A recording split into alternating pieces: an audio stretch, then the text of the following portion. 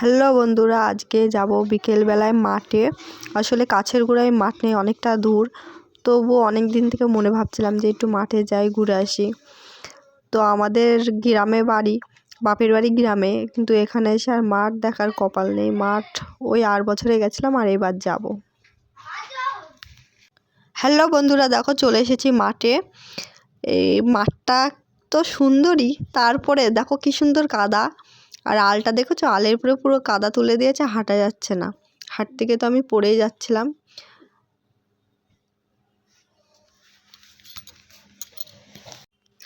দেখো, আমার বাপের বাড়ি কিন্তু গ্রামে। আমার বাপের বাড়ি হচ্ছে জালালখালি। সেখানে অনেক মাঠে গেছি, অনেক ঘুরেছি। তো তখন আর ভালো লাগতো না মাঠে ঘুরে ঘুরে। আর এখন মাঠ না দেখে মনে হয় মাঠে গেলে খুব ভালো লাগতো মাঠ দেখলে।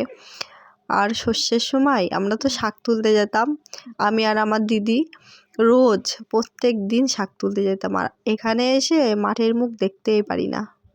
হ্যালো বন্ধুরা, আজকে এসেছি মাঠে। দেখো, মাঠটা খুব সুন্দর লাগছে। আসলে আমাদের বাড়ির পাশে কোথাও মাঠ নেই, তো আজকে দেখো একদম শিখেই নিয়েছে এইভাবে ফোন ধরা। আগের ভিডিও তো বলেছিলাম যে আসলে আমি ভুলে যাই বারে বারে ফোন ধরতে, মানে শর্টস করি, তো শর্টসের ভাবেই ফোনটা ধরি। আজকে একদম শিখে মিকে নিয়ে তারপরে এসেছি, ফোন ধরেছি।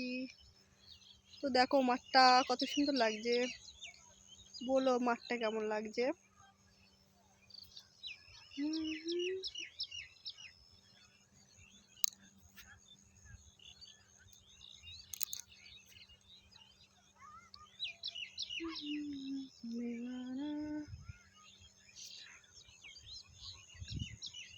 আসলে নিজের দিকে তাকালে মনে হচ্ছে অন্যদিকে তাকায় আছি, ক্যামেরার দিকে তাকালে তো নিজেকে দেখা যাচ্ছে না, তার জন্য ক্যামেরার দিকে বারে বারে না তাকিয়ে নিজের দিকেই তাকাচ্ছি। তো দেখো কেমন হয়েছে। তো হয়ে গেল আমাদের ভিডিও করা, এবার তো বাড়ি যেতে হবে। তারপরে আমার যা এসেছে কমেডি ভিডিও করতে, মাঠে এসেছে কমেডি ভিডিও করতে। তো আমি বললাম যে চল তাহলে, তুই কমেডি ভিডিও করবি, কমেডি ভিডিও কর, আমি তাহলে একটু মাঠটা ঘুরে নিই। তো হয়ে গেছে ওর ভিডিও করা। তারপরে আমি বললাম তাহলে বাড়ি চল। তো আমরা এখন বাড়ি যাব। তো আজকের মতো এইটুকুনা ভিডিওই থাকলো। ভালো লাগলে অবশ্যই লাইক কমেন্ট করো অবশ্যই।